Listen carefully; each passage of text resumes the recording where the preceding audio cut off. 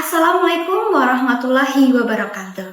Hai kawan 102, selamat datang di Arutpods, podcast KPPN Pangkalan Bun.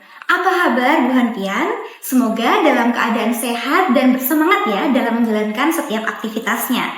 Senang sekali pada kesempatan kali ini saya, Hernita Maharani, dapat menyapa kawan 102 serta membersamai kawan 102 dalam acara Arutpods, podcast KPPN Pangkalan Bun edisi ke-20.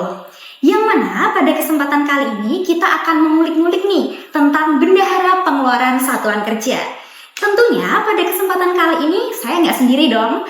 Ada narasumber luar biasa yang kita undang, yaitu Kepala Seksi Verifikasi Akuntansi dan Kepatuhan Internal KPPN Pangkalan Bun, Bapak Krisdian Idam Pamungkas. Selamat datang Bapak. Ya. Gimana nih Pak perasaan hari ini? Terima kasih Mbak Nani.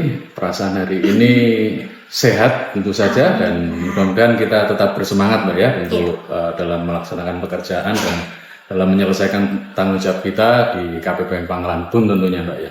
Iya betul sekali Pak. Semoga semangat yang dimiliki Pak Idam juga tertularkan nih Pak oleh kawan 102 yang sedang menonton saat ini. Baik, sebelum bicara nih Pak terkait bendahara pengeluaran satuan kerja, rasa-rasanya aplikasi Sakti itu sudah menjadi sahabat setianya nih Pak bagi bendahara pengeluaran satuan kerja. Nah, boleh dijelaskan Pak, sebetulnya apa sih Pak manfaat yang dirasakan oleh bendahara satuan kerja ini dalam menggunakan aplikasi Sakti? Ya, langsung saya jawab aja Mbak ya. Iya. Jadi gini, dimulai tahun 2018 itu Sakti itu mulai diuji cobakan di lingkup Kementerian Keuangan tentunya. Yang kita mencoba untuk memastikan bahwa aplikasi ini bisa kita berikan ke satuan kerja dalam upaya untuk membantu satuan kerja itu sendiri dalam menyelesaikan pelaksanaan anggaran. Jadi di 2018 sampai dengan 2019 itu digunakan oleh satker-satker di lingkup DJPB, kemudian di 2019 itu mulai digunakan untuk keseluruhan Kementerian Keuangan, Mbak. Nah, ini menjadi hal yang ada di mana masa yang sebenarnya kita akhirnya seolah-olah dipaksa, yaitu pada saat kita mengalami COVID Mbak ya. Jadi COVID itu memang kalau kita lihat ada banyak sisi negatifnya, namun ternyata dari kejadian adanya COVID itu kita akhirnya dipaksa untuk bagaimana kita bekerja tidak berada di kantor. Nah, akhirnya dengan kondisi tersebut sesegera mungkin aplikasi Sakti ini kita launching untuk semua satker. Jadi di 2020 kita di akhir tahun 2020 itu kita langsung luncurkan aplikasi Sakti dan digunakan oleh seluruh satuan kerja di mana dimulai dari modul penganggaran, kemudian pelaksanaan sampai dengan pertanggungjawaban. Nah, manfaatnya adalah aplikasi Sakti ini bersifat integrasi. Jadi semua modul menjadi satu, saling berhubungan. Di mana server itu hanya satu di kantor pusat, Mbak ya. Jadi tidak lagi ada di masing-masing KPPN, tapi hanya dikelola oleh Direktorat SITP ya. Jadi semua berkumpul di sana. Nah, kelebihannya akhirnya adalah dengan menggunakan satu database ini, akhirnya proses perencanaan, pelaksanaan hingga pertanggungjawaban pelaporan itu saling berhubungan. Jadi tidak berjalan sendiri-sendiri. Sekarang kita saling berkaitan. Jadi apa yang dilakukan di penganggaran bisa dimonitor oleh bagian pelaksanaan, kemudian bisa juga dicek oleh di bagian pelaporan. Nah, kemudian keunggulannya karena satu aplikasi dengan satu database ini memastikan bahwa tidak ada lag time atau tidak ada lag data juga ya. Jadi semua menggunakan data yang sama, informasi yang sama. Nah, tentu saja dari data yang menjadi satu ini untuk sistem keamanannya juga kita pastikan bahwa aplikasi Sakti ini berjalan dengan sistem one time password. Jadi keamanan ini kita yakinkan bahwa untuk transaksi keuangan negara ini kita pastikan itu aman. Kemudian dari keamanan, kemudian kita lanjut lagi ke bagaimana sistem pengawasannya, baik diawasi oleh kementerian lembaga itu sendiri, kemudian diawasi oleh Kementerian Keuangan, bahkan sampai diawasi oleh Badan Pemeriksa Keuangan tentu saja. Nah, ini bisa dipertanggungjawabkan terkait konsistensi laporan keuangannya. Jadi karena semua modul itu berkaitan, sehingga akuntabilitas dari laporan keuangan dan penggunaan anggaran itu bisa termonitor oleh pihak mana saja yang memiliki kepentingan di dalamnya. Jadi tetap saja bahwa bisa diakses, tapi tidak semua orang bisa mengakses. Nah, itulah yang ditarik untuk keamanan datanya. Itu kemudian dari transparansi ini akhirnya tujuan utamanya adalah kita menumbuhkan good governance. Jadi tujuan ini kita bisa meningkatkan efektivitas dan efisiensi kinerja dari pelaksanaan keuangan negara itu sendiri, gitu Mbak. Baik, rasanya itu kalau saya boleh sebut aplikasi Sakti ini paket lengkap. Dari segi keamanan, kenyamanan, kemudahan, efisiensi maupun efektivitas itu tercantum dalam aplikasi Sakti. Nah, masuk ke tema kita kali ini Pak, bendahara pengeluaran satuan kerja. Mungkin dari kawan 102 ada yang bertanya-tanya, sebetulnya bendahara itu ngapain aja sih gitu kan? Boleh dijelaskan Pak, tugas-tugas bendahara itu apa aja gitu? Ya. Jadi bendahara ini siapa gitu ya Mbak? Ya. Bendahara ini adalah orang yang diberikan mandat oleh si pemilik uangnya itu sendiri, ya, si pemilik anggaran itu sendiri. Jadi kalau di pusat itu anggaran itu dikelola oleh pengguna anggaran yaitu menteri, dan didelegasikan sampai ke bawah di satker vertikal, ya, jadi kantor-kantor yang berada di daerah. Itu yang memiliki anggaran tersebut kita sebutlah itu sebagai kuasa pengguna anggaran, ya, KPA singkatnya biasanya.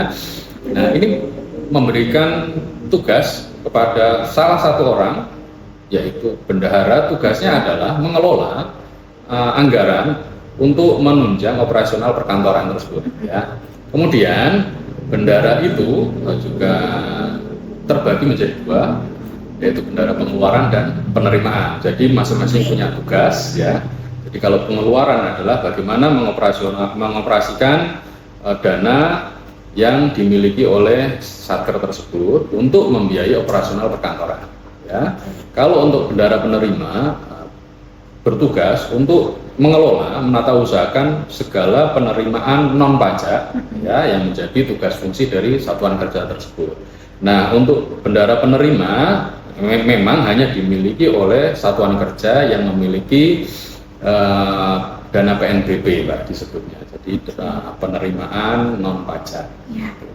Nah, kemudian tugas dari bendahara pengeluaran itu yaitu mengelola uang persediaan. Jadi uang persediaan ini semacam persekop, ya, persekop yang diberikan oleh KPPN. Dalam hal ini kita KPPN Pangkalan Bun memiliki, masing-masing satker memiliki uang persediaan yang bertujuan untuk membantu berjalannya operasional dari satker tersebut dalam hal layanan masyarakat.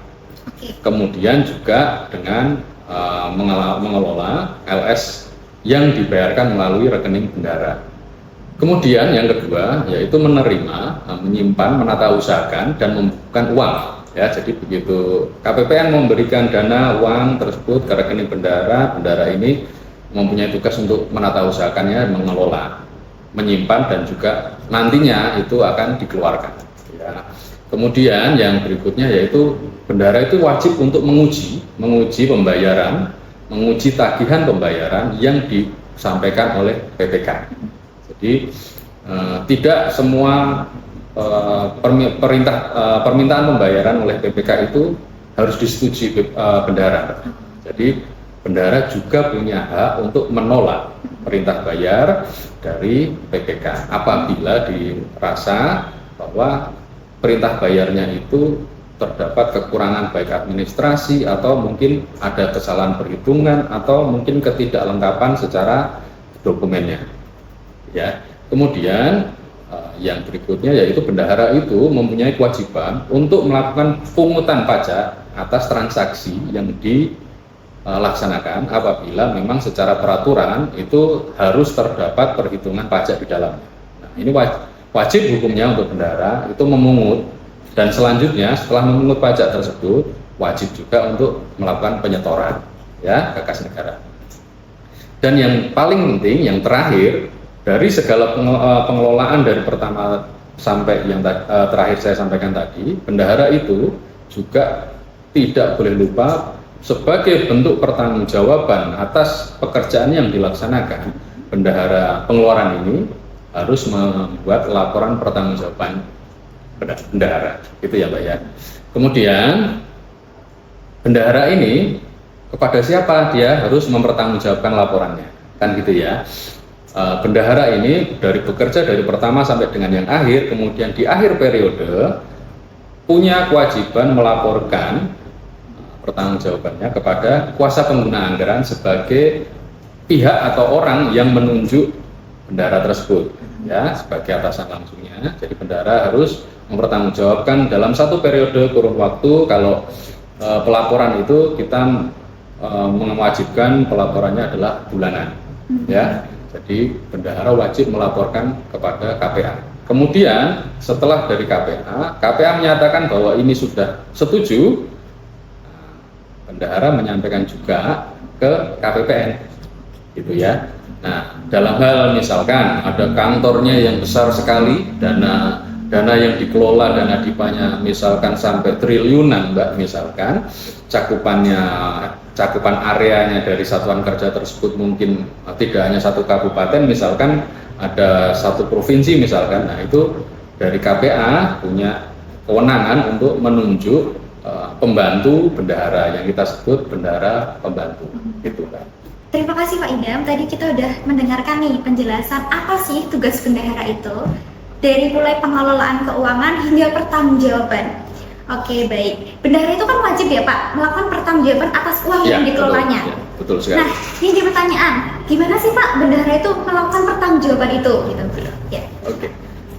Jadi ada mekanismenya Mbak untuk bendahara melakukan pertanggungjawaban, itu diatur dalam per 3 ya, Perdirjen Perbendaharaan nomor 3 tahun 2014 tentang bagaimana kewajiban bendahara pengeluaran wajib untuk menyusun LPJ ya, laporan pertanggungjawaban tadi.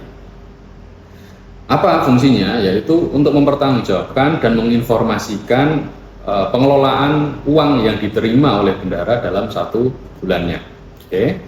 Nah, LPJ ini wajib disampaikan ke KPPN ya, setiap bulan berikutnya setelah bulan pelaporan selesai. Jadi misalkan ini di bulan September ya Mbak ya, kita memasuki bulan September, berarti bendahara itu wajib untuk menyampaikan LPJ atas pengelolaan bulan Agustus gitu.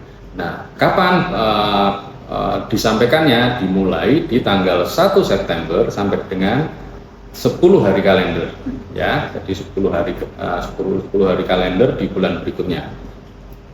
Nah, sejak di tahun 2023 ya, sejak tahun 2023 bendahara itu sudah tidak menggunakan aplikasi bantuan lagi. Jadi aplikasi Sakti tadi yang kita bicarakan di awal itu sudah bisa secara otomatis mengirimkan LPJ itu langsung ke KPPN gitu ya. Kalau dulu bendahara membuat LPJ lebih dahulu, baru setelah itu diunduh ya, di-download, dikirim melalui menggunakan ADK ke aplikasi yang lain ya, namanya kalau dulu kita menggunakan aplikasi Sprint. Nah, tapi sejak 2023 di bulan Agustus ya kalau tidak salah itu, kita sudah menggunakan aplikasi Sakti itu secara langsung mengirimkan LPJ atau laporan pertanggungjawaban bendahara itu langsung ke KPPN. Jadi secara otomatis begitu setelah ditandatangani oleh KPA ya, langsung disampaikan ke KPPN. Jadi tidak perlu lagi bendahara itu datang ke KPPN untuk menyampaikan berkasnya gitu ya. Jadi sudah secara otomatis melalui aplikasi Sakti. Nah, kemudian dokumen-dokumennya ya. Jadi tidak sembarang dokumen, tidak hanya seenaknya ya Mbak ya. Kalau LPJ itu sudah ditentukan dokumen-dokumen apa saja yang harus disampaikan. Jadi yang pertama tentunya laporan pertanggungjawaban bendahara itu sendiri, ya. Jadi menggambarkan bagaimana nilai UP kemudian nilai LS yang dikelola oleh bendahara tersebut, ya, atas bulan pelaporannya. Kemudian yang kedua adalah dilampirkan juga berita acara pemeriksaan kas. Nah, jadi dia harus memastikan kas yang saldo akhir kas dan dengan dokumen penunjangnya yang ada di bendahara tersebut sama atau tidak, gitu ya. Kemudian yang ketiga adalah daftar rincian kas di bendahara. Jadi memastikan bahwa saldo kasnya itu sama nggak dengan kondisi yang sebenarnya. Gitu. Kemudian yang terakhir adanya tadi yang saya sampaikan terkait pungutan pajak, ya, pungutan pajak dan penyetoran pajak. Jadi harus juga dibuktikan bahwa kalau memang ada pungutan pajak harus juga dibuktikan dengan namanya nota konfirmasi penerimaan negara. Nah, ini juga agak berbeda dari 2023, sebelum 2023 dengan setelah 2023 itu, bahwa nota konfirmasi penerimaan negara kalau dulu itu harus dikirimkan terpisah terlebih dahulu, nanti disetujui dulu oleh KPPN untuk memvalidasi, ya Mbak ya. Jadi pajaknya yang dikelola berapa, yang disetor berapa, itu dikonfirmasi dulu ke KPPN. Setelah dikonfirmasi barulah itu dilengkapi dalam dokumen LPJ. Tapi kalau setelah Agustus 2023 ini akan secara otomatis, Mbak. Jadi tidak perlu lagi dikirim ke KPPN, ya, tidak perlu ditanyakan ke KPPN ini sudah terbaca tidak di KPPN, tidak perlu. Jadi langsung terbentuk. Jadi setelah ini diproses, LPJ dibentuk, nota konfirmasi penerimaan negara ini akan secara otomatis, ya, sudah secara otomatis tervalidasi, gitu ya. Kemudian yang tidak kalah pentingnya adalah karena bendahara ini menggunakan metode transfer, tidak kasih uang, ya Mbak ya, kan kita kirim, KPPN mengirimnya dalam bentuk transfer, ya, ke rekening bendahara. Artinya bahwa lampiran yang terakhir yang tidak kalah pentingnya adalah rekening korannya, ya. Jadi rekening korannya harus menunjukkan posisi saldo akhirnya di akhir bulan tersebut harus sama dengan pelaporannya, gitu Mbak. Siap. Jadi dari segi pertanggungjawaban, bendahara itu wajib menyampaikan LPJ ke KPPN melalui aplikasi Sakti maksimal tanggal 10 bulan berikutnya. Tepat sekali. Oke, hanya dengan satu aplikasi Sakti aja ya Pak saat ini ya Pak. Baik. Nah Pak, dalam penyampaian LPJ ke KPPN, tentunya kan KPPN melakukan cross check ya Pak, verifikasi apakah itu nanti akan disetujui atau ditolak. Nah, dari dinamikanya yang terjadi nih Pak, mungkin ada aja kan Pak yang nggak semuanya itu diterima, ada yang terpaksa ditolak oleh KPPN. Betul nah, sekali. Faktor apa aja sih Pak yang membuat LPJ tadi terpaksa nih Pak ditolak oleh KPPN? Ya, oke. Mungkin ini saya hanya mencoba merangkum sedikit aja Mbak ya, sedikit yang sudah pernah terjadi ya. Memang benar, walaupun kita menggunakan aplikasi tetap tidak akan secara otomatis itu terbentuk data yang valid, ya. Data valid itu mensyaratkan adalah informasi yang kita input itu juga harus valid, ya. Keluar data valid itu kalau informasi yang kita masukkan ke dalam aplikasi tersebut itu adalah data yang valid. Dari hal tersebut perlu dipastikan bahwa yang utama adalah terkait kebenaran terkait pencatatan, ya, pencatatan transaksi apapun, baik sifatnya pengeluaran maupun penerimaannya. Jadi uang masuk atau uang keluar itu harus dipastikan. Jadi jangan sampai salah input transaksi. Kemudian yang berikutnya adalah kita harus pastikan bahwa dari kebenaran pencatatan tadi, kita juga bisa memastikan bahwa posisi saldo kasnya itu, baik yang kita pegang tunai atau yang ada di rekening bank, kita pastikan secara aplikasi saldonya berapa, secara rekening koran dan uang yang kita pegang nilainya sama atau tidak, gitu ya Pak. Jadi harus kita pastikan benar-benar. Kemudian terkait potongan pajak. Potongan pajak ini kadang-kadang bendahara itu salah baca yang akhirnya menimbulkan salah input juga, karena memang kadang-kadang abjad ABC itu dengan numerik itu kadang-kadang mirip ya. Contohnya O dan 0.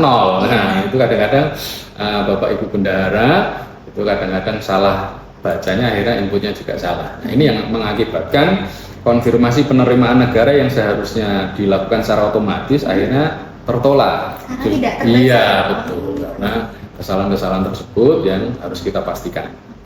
Ya, kemudian yang berikutnya kadang-kadang itu LPG yang disampaikan lupa tanda tangan, Pak. Ya, jadi harusnya kan ada tanda tangan bendahara dan KPA, tapi kadang-kadang mungkin saking buru-burunya kadang-kadang ada yang terlewat. Nah, nanti ke depan untuk terkait penandatanganan ini sedang dimulai era di mana kita menggunakan tanda tangan digital, Pak. Jadi mengantisipasi bahwa dalam tahap-tahap yang harus diselesaikan melalui aplikasi Sakti ini akan terverifikasi. Kalau misalkan tadi belum tertanda tangan, dia akan tertolak secara otomatis. Ya, jadi istilahnya pintu berikutnya adalah setelah tanda tangan itu dilakukan oleh si pejabatnya, baik bendahara maupun KPA. Jadi tidak akan bisa terkirim ke KPPN kalau tidak ada tanda tangan elektroniknya atau tanda tangan digital oleh bendahara dan KPA itu sendiri. Jadi mudah-mudahan ini bisa kita laksanakan atau bisa kita launching, karena sampai dengan bulan ini kita baru melakukan untuk beberapa kementerian, Mbak. Jadi belum seluruhnya kementerian bisa mendapatkan fasilitas itu. Jadi lebih amannya, jadi Bapak Ibu bendahara, Bapak Ibu KPA bisa berada di mana saja menyelesaikan pekerjaannya. Ya, kalau kadang-kadang kalau tanda tangan basah itu misalkan KPA-nya lagi DL, nggak bisa ngirim, alasannya KPA-nya lagi di luar kota, kan gitu ya. Kalau dengan tanda tangan digital nanti diharapkan bahwa dimanapun bisa gitu. Jadi mudah-mudahan nanti tidak ada lagi satker yang menyampaikan LPG lebih mepet-mepet di tanggal 10 dikarenakan alasannya adalah KPA-nya lagi DL. Jadi mudah-mudahan ke depan begitu ada tanda tangan digital, bendahara satker itu bisa menyampaikan di tanggal 1-nya. Tanggal 1 selesai semua. Nah, ya. Senang ya, Iya, betul, senang banget. Gitu, Mbak. Oke, siap. Oke, jadi tadi udah disebutkan ya Pak, faktor-faktor apa sih yang membuat LPG itu terpaksa ditolak oleh KPPN? Nah, selanjutnya Pak, pertanyaannya, ada nggak sih Pak tips supaya LPG itu anti ditolak nih Pak? Iya. Betul ya. Jadi kalau tips itu bukan ngakali ya Mbak ya, bukan ngakali tapi kita belajar dari pengalaman kan gitu ya Mbak ya. Oke. Ini tips sebenarnya sederhana Mbak ya, yaitu misalkan yang pertama itu pastikan seluruh transaksi yang tercatat itu sudah benar dan tepat waktu. Jadi jangan sampai kita mencatat itu lompat-lompat. Jadi kalau misalkan ada transaksi di tanggal 1 kemudian ada tanggal 2, ya jangan tanggal 2-nya dulu yang dicatat, ya tanggal 1 dulu diselesaikan, baru berikutnya tanggal 2, tanggal 3 gitu. Jadi berurutan, tidak lompat-lompat. Karena kalau lompat-lompat itu juga menyulitkan bendahara untuk memastikan bahwa transaksi yang diinput itu sudah semua atau belum. Gitu, Mbak. Jadi harus dipastikan itu berurut secara tanggal atau periodenya, gitu ya. Kemudian yang kedua, pastikan bahwa tadi yang saya sampaikan saldo itu penting. Saldo, baik saldo awal maupun saldo akhir di bulan pelaporannya itu harus disamakan antara data yang diinput saldonya di aplikasi Sakti dengan yang ada yang kondisi realnya. Jadi kalau di rekening koran dan tunainya berapa, pastikan itu sama dengan yang kita input di aplikasi. Kalau selisih kan pasti ada kesalahan inputnya. Apakah input di aplikasi Sakti atau bayarnya salah, kan gitu Pak ya. Jadi harus dipastikan. Kemudian yang tadi terkait pajak juga pastikan bahwa pajak itu memiliki nyebutnya kita masa hangusnya ya. Kalau kita sebut masa hangusnya, jadi diatur perpajakan itu memiliki batas waktu pengelolaannya adalah 30 hari Pak. Pada saat kita pungut, kemudian kita punya waktu maksimal adalah 30 hari kalender. 30 hari kalender kita wajib untuk segera menyetorkan ke kas negara. Oke. Nah, itu terkait waktunya, batas waktu penyampaian pajaknya.